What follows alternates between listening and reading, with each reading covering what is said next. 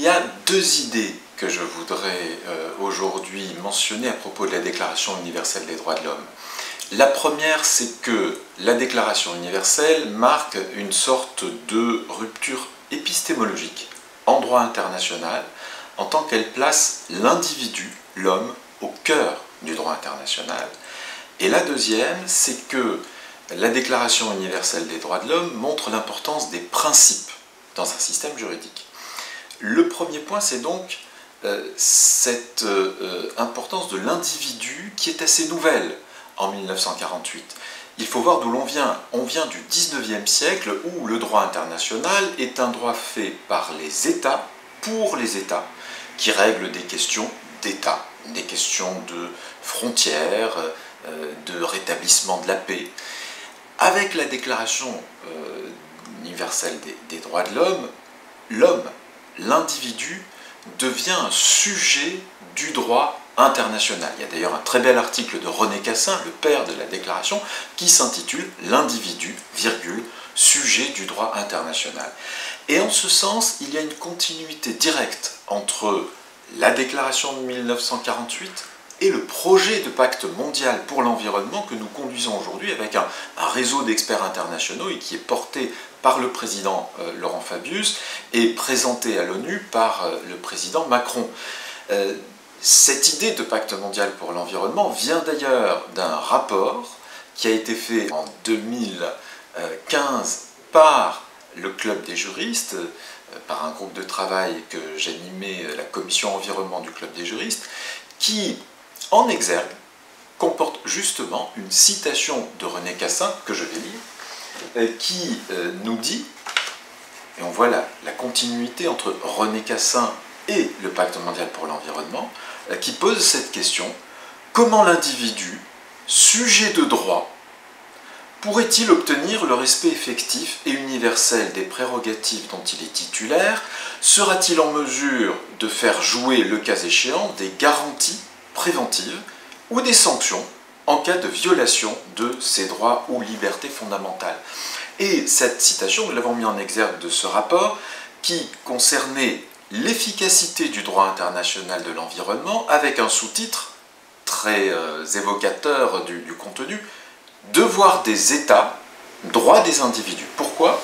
Parce que dès lors qu'un texte crée des obligations pour les États, se pose tout de suite le droit pour les individus, créanciers des États, de faire valoir ces droits éventuellement devant des juridictions.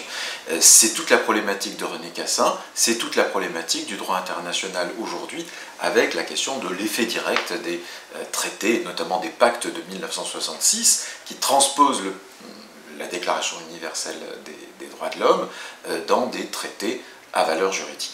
C'est mon premier point. On a donc ici une innovation qui se poursuit en matière d'environnement avec la place des acteurs non étatiques, des individus, mais aussi des ONG, des entreprises, des citoyens en droit international. Mon deuxième point, c'est le rôle des principes dans un système juridique. Avec la Déclaration universelle des droits de l'homme, on mesure toute l'utilité des principes. Les principes qui peuvent être très généraux, c'est vrai, mais qui pour autant ont une force normative. Les principes ont une fonction qui consiste à indiquer aux États la direction, les objectifs à atteindre. Et du coup, ils créent au moins deux obligations.